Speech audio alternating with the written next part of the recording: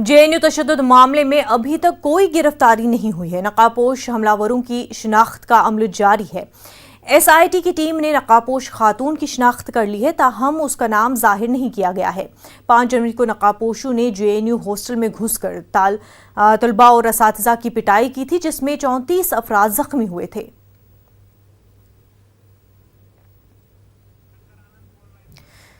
दिल्ली से हमारे नुमाइंदे शंकर आनंद इस वक्त हमारे साथ जुड़ चुके हैं। शंकर, आज जेएनयू में सेशन शुरू होना था, लेकिन बावजूद उसके जो स्टूडेंट्स हैं वो आज भी लगातार एहतजाज पर जो है डटे हुए हैं। ऐसे में जो सेशन चल रहा है उस पर भी असर पड़ रहा है और साथ ही साथ तुलबा जो है वो डटे हुए हैं कि जब तक जो है उनकी बात नहीं सुनी जाती, क्योंकि इंतजामिया से भी वो नाराज हैं, तब तक वो लगातार एहतजाज करते जाएंगे। देखिए, निश्चित तौर पे पिछले कुछ समय से जिस तरह से जेएनयू के अंदर में हालात बने हैं, उसको कोशिश की जा रही है जितना जल्द से जल्द उसको वहां पर सही किया जाए, और इसके लिए तमाम जो कोशिशें की जा रही हैं, और आज से जिस तरह से बकायदा जो यहाँ पर कक्षाएं फिर से स्टार्ट करने के लिए और जो रजिस्ट्रेशन की जो प्रक्रिया है उसको पुनः बहाल करने की जो कोशिशें चल रही थी, उसके लिए लगातार जेएनयू प्रशासन प्रयासरत है। लेकिन यहाँ पर जिस तरह से हालात बने हैं, फिलहाल अभी कुछ दिन अवश्य लगेंगे जिससे कि पूरे तौर पर जेएनयू के अंदर में जो हालात जो है सही हो जाए।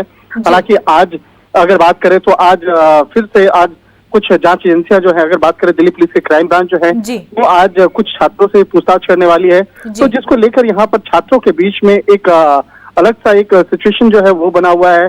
और यहाँ पर जेएनयू के अंदर में वो छात्र जो है बाकायदा वो कई छात्रों से इस मामले में तकरीबन 40 से ज्यादा जो छात्र हैं वो इस मामले पर चिन्हित किए गए हैं, जिस पर आरोप है तो वो हंगामा बरपाने में उसका योगदान रहा है। तो एक तरह से कहीं न कहीं छात्रों के बीच में एक असमंजस की स्थिति बनी हुई है, और उस बात को लेकर खासकर लेफ्ट और एबीपी जो छात्र विंग है उसके बीच में जिस तरह से एक हंगामा हुआ था, मारपीट हुई थी, तो उसको लेकर यहाँ पे कहा जा सकता है कि कुछ दिनों में जरूर हालात वहाँ पे शांत हो जाएंगे, और उसके बाद जो परीक्षाएं हैं, जो रजिस्ट्रेशन की प्रक्रिया है, वो धीरे धीरे बहाल हो सकती है। जी शंकर, जो तशद्दुद हुआ था, जो हमला हुआ था स्टूडेंट्स और टीचर्स पे, उसमें एक लेडी की शिनाख्त हुई है, उसके बारे में क्या कुछ अपडेट आपको मिल पा रहे हैं?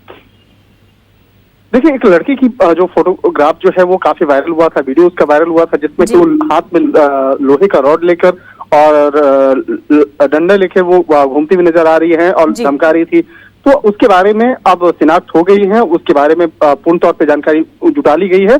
लेकिन इस मामले में दिल्ली पुलिस की क्राइम ब्रांच जो है वो औपचारिक तौर पर जब उस लड़की का बयान दर्ज करेगी, उसके बाद ही उस मामले में उस लड़की का नाम का खुलासा किया जाएगा। लेकिन वो लड़की किस कॉलेज से है, ये इतना तो स्पष्ट है कि वो जेएनयू की स्टूडेंट नहीं थी, और वो बाहर से आई थी, और उसके बाद दिल्ली में ही किसी दूसरे कॉलेज में पढ़ती है, और वहां पर आकर हंगामा करने वाले लोगों का साथ दे रही थी।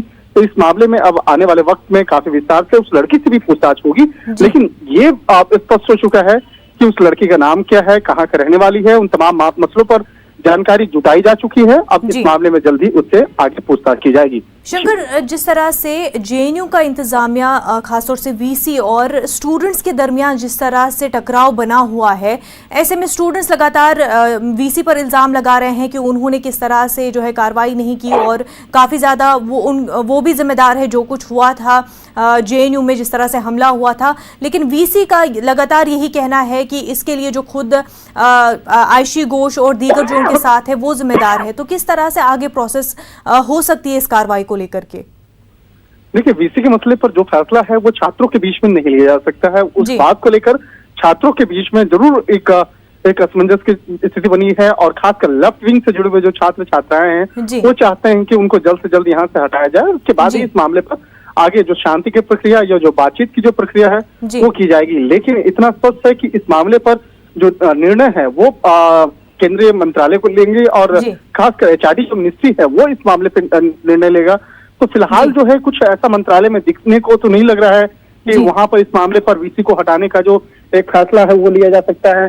तो यहाँ पर कोशिश ये की जा रही है किसी तरह से उन छात्र संगठनों को समझाया जाए, और उसका जो मसला है उस मसले का जल्द से जल्द एक समाधान कराया जाए।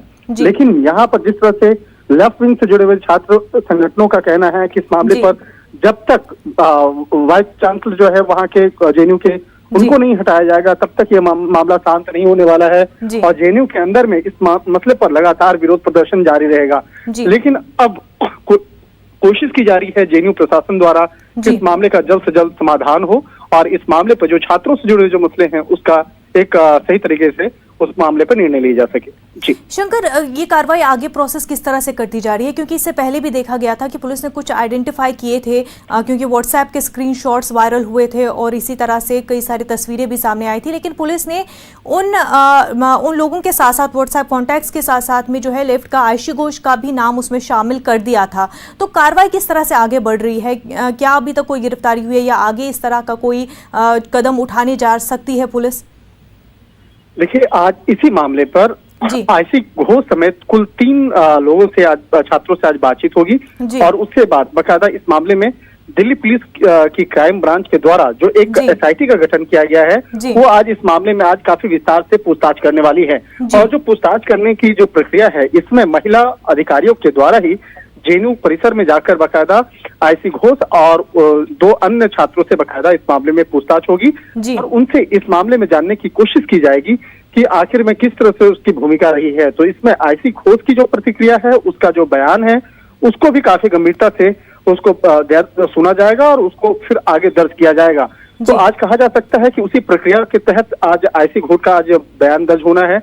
और इस मामले में जिस तरह से व्हाट्सएप ग्रुप की अगर चर्चा करें, जिस तरह से एक व्हाट्सएप ग्रुप की चर्चा करें, कई ऐसे व्हाट्सएप ग्रुप को क्रिएट करके उसके बाद वहां पर हंगामा क्रिएट किया गया था, वो हंगामा किया गया था। तो उस मामले में क्राइम ब्रांच की टीम जो है कई लोगों को चिन्हित कर चुकी है। जो व्हाट्सएप ग्रुप था उस व्हाट्सएप ग्रुप का नाम भी बकायदा पहचान कर लिया गया है, उसमें कितने लोग शामिल थे वो भी जानकारी जुटाई ली गई है।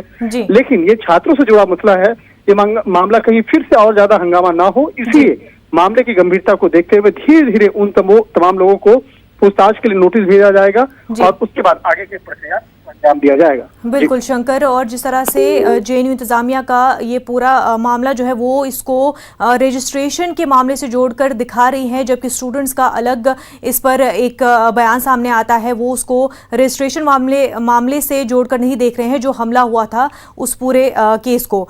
बेहद शुक्रिया शंकर आनंद आपका। आगे बढ़ते हैं।